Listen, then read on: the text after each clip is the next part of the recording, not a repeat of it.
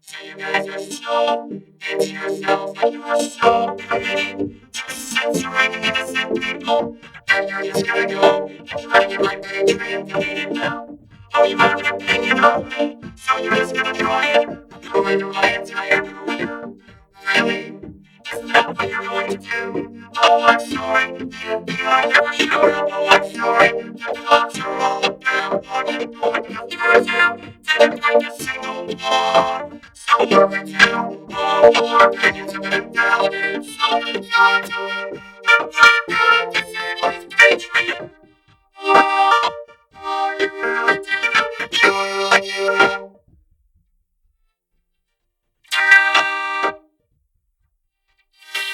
Try to do teamwork. Try to do always teamwork.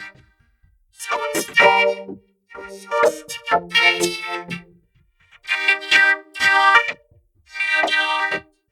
All my patrons have been clear. Are you happy? No.